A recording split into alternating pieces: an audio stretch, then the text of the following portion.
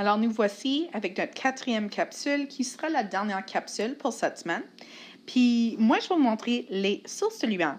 Alors, d'où vient la lumière? Comment est-ce qu'elle est fabriquée? Comment elle est formée? Parce que la réalité, il y a différentes façons de faire de la lumière. Ce n'est pas juste des ampoules, ce n'est pas juste des chandelles.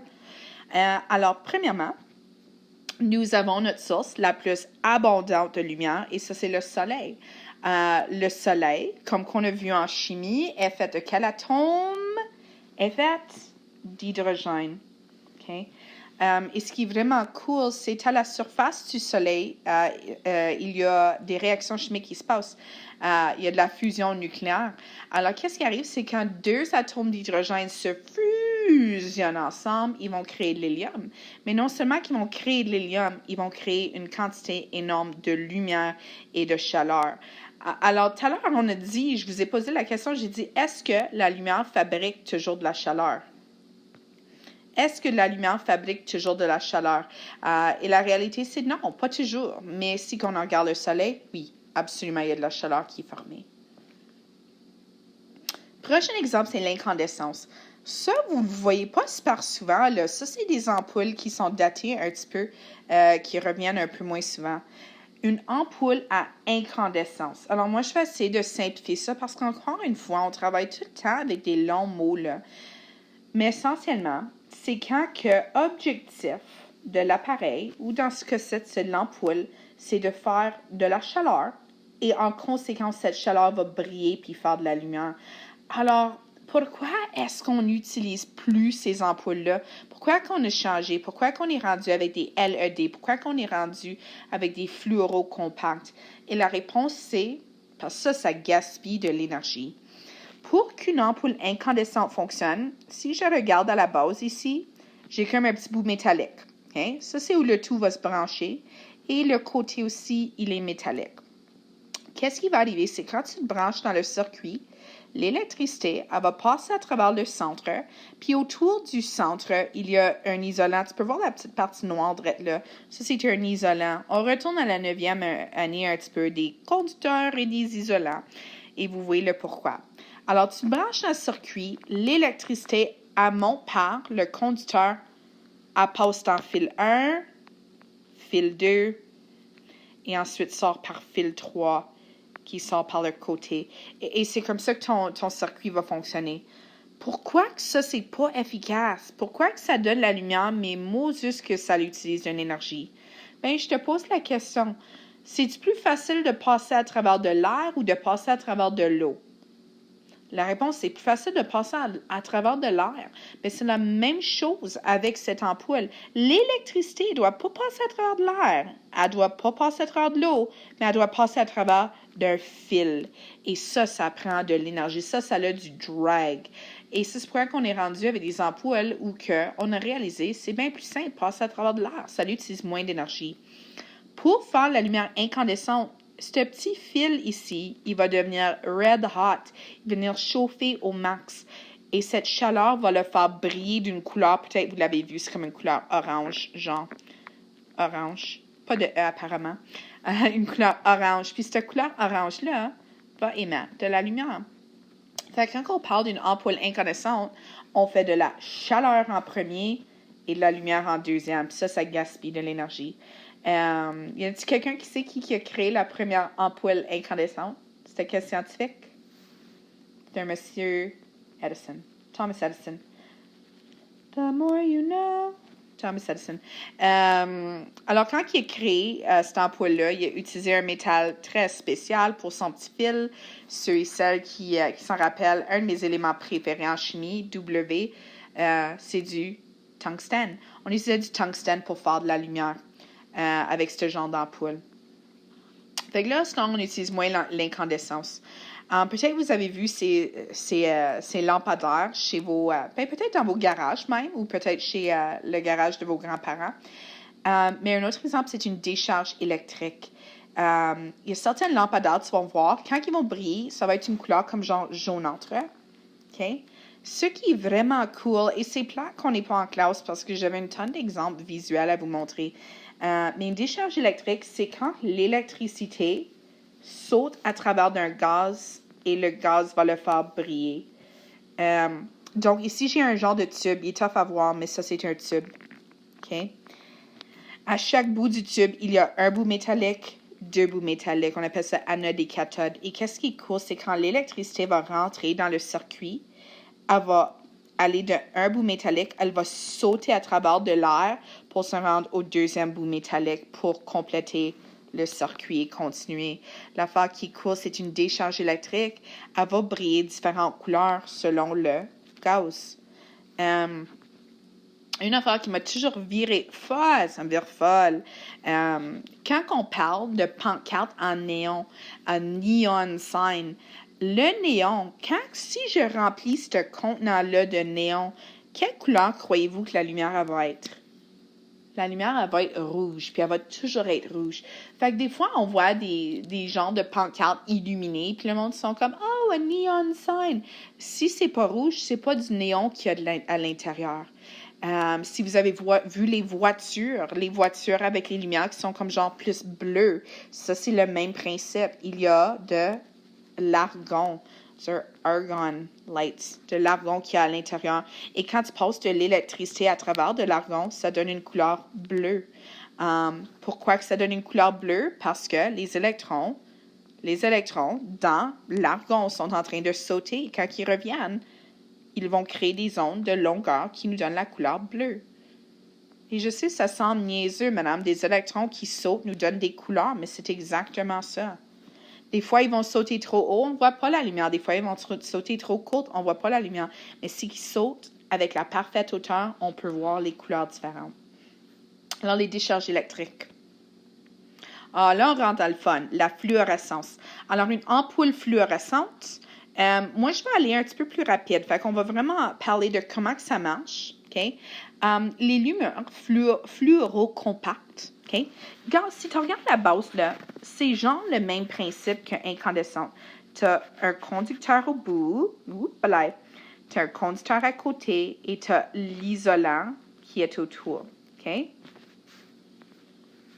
C'est le même principe, là. Quand tu le branches dans un circuit, aïe aïe, si tu le branches dans un circuit, et j'ouvre mon circuit, le conducteur va l'apporter jusqu'à ce que tu ce tube-là. Je vous pose la question, c'est qui a à l'intérieur de ce tube-là? Y a-t-il quelqu'un qui sait pourquoi qu'on est vraiment pas supposé de jeter ça à la poubelle une fois qu'on a terminé avec? C'est parce qu'il contient un gaz qui est relativement dangereux, mais en très petite quantité dans l'ampoule, contient du mercure, Hg. Alors, l'électricité, elle va passer à travers, okay? Puis elle va revenir par le bout, puis sortir par le côté. Okay? C'est le même principe, là. La différence, c'est qu'il n'y a pas de fil à l'intérieur. L'énergie est en train de sauter à travers ce mercure. L'affaire qui est vraiment plate, c'est que si je prends de l'électricité, je le passe à travers du mercure, ça ne crée pas une lumière visible. Alors, les tubes que tu vas voir sont toujours quelle couleur? Sont comme une couleur blanchâtre, right? Qu'est-ce qu'on fait, c'est que... Blanchâtre, OK? Qu'est-ce qu'on fait, c'est qu'on met un genre de produit, on le lave. Je suis en train de faire mes guillemets d'air. On lave à l'intérieur avec un produit qui donne cette couleur blanchâtre. Et l'affaire qui coule, c'est lorsque l'électricité frappe le mercure et le mercure frappe ce coating-là, ça émet une tonne de lumière. Et ça, c'est de la fluorescence. Alors, pour rendre ça simplifié, la fluorescence, c'est lorsque je fais de la lumière UV et ensuite la lumière UV est transformée en lumière. Et ça, c'est quand tu commences à parler de black light. La fluorescence, holy mac, on s'en sert tout partout. Sûrement, vous avez été chez le dentiste et vous avez peut-être vu qu'ils ont ce genre de petite lumière fluorescente qu'ils utilisent sur vos dents. Beaucoup de vos fluides. Avez-vous écouté les nouvelles? Il était drôle, notre premier ministre, hein? Moistly. En tout cas, beaucoup de fluides sont fluorescents. Ta salive, fluorescente. Ton sang, ton sperme, fluorescente. Si tu aimes des shows comme CSI ou des affaires de crime, là, sûrement tu as vu qu'ils vont mettre un produit tout partout dans la salle et ils allument des lumières UV et la fluorescence brille ou qu'il y a du sang. Ça, c'est de la fluorescence. L'argent, si jamais tu travailles une caisse, il y a certaines caisses qui vont être munies d'une lumière ultraviolette. Et quand tu glisses l'argent en dessous, ça va montrer des taches ou comme des genres d'inscriptions là-dedans qui sont cachées par la fluorescence. Puis aussi des spectacles. Je pense que c'est Fighting Gravity qui ont gagné une saison sur America's Got Talent. Puis eux autres, tout leur spectacle est basé sur le principe de fluorescence. Blue Man Group utilise aussi beaucoup de fluorescence dans leur spectacle. Maintenant, je vais parler de la luminescence. Puis la luminescence, c'est toutes sortes de façons de faire de la lumière, mais qui n'a pas de chaleur. Ah, c'est beau ça! My God, du papier toilette. Et ça, c'est rendu en demande. La phosphorescence. Si je regarde le mot phosphorescence, encore une fois, un grand mot, là, mais est-ce qu'il y a un élément du tableau périodique que vous pouvez voir là-dedans? Phosphorescence. Y a-t-il un élément du tableau périodique que je puisse voir? Absolument. Le phosphore. La phosphorescence, bon, si tu regardes l'image, glow in the dark. Glow in dark. Guide. OK? Tous les objets qui brillent à la noirceur, qui sont glow in the dark, sont faits avec un petit peu de phosphore. Et le phosphore est très spécial. C'est pour ça que c'est le seul qui est capable de faire du glow in the dark. OK? Alors, si je vous explique, je vais vous expliquer ce qui est vraiment cool, OK? So, on a déjà parlé de comment la lumière est fabriquée. On a des électrons, ben cute. OK, on va faire tout mon schéma, couche électronique, yada yada. Quand la lumière est formée, les électrons vont sauter et vont revenir. Et ça dégage un photon. Ça, c'est de la lumière. Ben cute, là. À titre d'info, si j'ai beaucoup de photons, ça s'appelle un quoi encore? C'est beau. C'est un quantum. Un quantum, c'est un paquet de photons. Maintenant, l'affaire qui est intéressante, c'est des affaires qui brillent à la noirceur sont différentes un petit peu. De quoi qui est spécial avec? Qu'est-ce qui est cool, c'est que quand tu fais ça au phosphore, quand les électrons commencent à sauter dans le phosphore, des fois, ils sont perdus un petit peu. Des fois, ils vont sauter et au lieu de revenir à leur couche originale, hop, là, ils montent leur coup puis ils finissent sur un niveau plus bas. Ce qui est vraiment cool avec les électrons, c'est qu'ils ont quand même des très beaux home beacons, ils ont des petits compoints internes. Éventuellement, ils vont retourner où ils étaient au début. Mais quand ils retournent où ils étaient au début, ils vont relâcher un photon. À titre d'info, des affaires qui brillent à la noirceur sont toujours quelle couleur en général? Là? Ils sont toujours ce genre de vert. Mais ça, c'est pourquoi. Alors, quelque chose qui est phosphorescent, si tu le touches, y a-t-il de la chaleur? Ben non, il n'y a pas de chaleur là-dedans. Donc, ça, c'est la phosphorescence. Les exemples dont je vous discute là font pas de chaleur. Ces exemples de lumière font pas de chaleur. Chimioluminescence, encore une fois, on triche là, c'est des gros mots.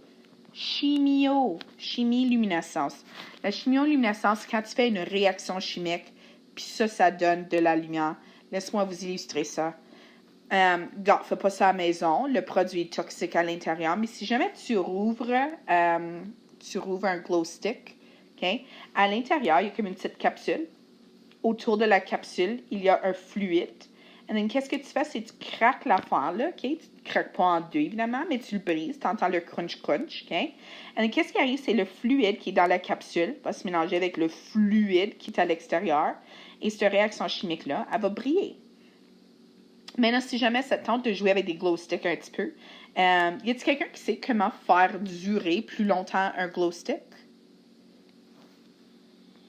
Tu le mets dans le froid. Tu le mets dans le congélateur. Ça, c'est une réaction chimique qui est en train d'arriver. Si je le mets dans le froid, les atomes, ils ont frette, là. Ils ne veulent pas grouiller, ils ne veulent pas voler partout. Ça ralentit la réaction. Mais l'affaire qui est cool, c'est si jamais je veux que la réaction soit encore plus forte, si je veux avoir le meilleur glow stick au monde, qu'est-ce que je peux faire? Je peux le mettre dans la chaleur. L'affaire qui est cool, c'est si tu fais bouillir un petit peu d'eau, puis là, tu prends ton bâton lumineux, puis tu le mets dans cette eau bouillante-là, elle va briller comme x10. C'est incroyable la différence que ça fait. Parce que c'est une réaction chimique. Encore une fois, pas de chaleur de produit. Ah, c'est un de mes préférés, la bioluminescence. La bioluminescence. Encore une fois, un mot-clé, bio. Okay? Ça, c'est lorsque un être vivant fabrique la lumière. Moi et toi, on n'a pas cette habileté-là. Je vais être honnête, la majorité des êtres vivants qui sont bioluminescents, super cool de même, comme les jellies, c'est des animaux aquatiques. sont incroyablement développés pour ça. Je vous montre des portraits, là, juste une couple de portraits. Puis ça, c'est des vrais êtres vivants aquatiques. Puis le type de lumière qu'ils vont dégager. Donc, tu vois des méduses, tu vois différents poissons, des pieuvres, tu vois la forme. See, it's kind of squid-like. Et then, ça, c'est lui que j'ai discuté au début. Donc, notre anglerfish, le poisson que tu as vu dans Finding Nemo. Ils sont cute, hein? En tout cas, eux autres, ils demeurent vraiment dans le fin fond de l'océan. La fois qu'ils courent, c'est tough à voir, là, mais ils ont un genre de petit bâtonnet avec leur balle lumineuse, okay, qui va projeter la lumière. Ça sert à quoi, leur balle lumineuse? Ben, ça sert à attirer de la proie. C'est comme ça qu'ils vont se nourrir. Ils vont attirer des beaux petits poissons comme Dory, puis quand Dory va aller leur rendre visite, ben, c'est ça qui va arriver. Ils vont se nourrir, ils vont consommer. C'est quand même spectaculaire. C'est des êtres vivants qui sont capables de produire leur propre lumière. Alors, nous allons arrêter là pour la semaine. On a discuté un petit peu de c'est quoi juste la lumière, les théories qui expliquent la lumière, comment la lumière est produite et quelle sorte de lumière vous êtes capable de voir. Alors, si vous ne l'avez pas déjà fait, entre les capsules, assurez-vous de répondre les questions qui accompagnent les capsules, de prendre un portrait vite fait et de me l'envoyer par courriel pour me montrer que vous êtes en train de suivre le cours avec moi. Merci beaucoup, guys. Passez une excellente semaine et restez en santé.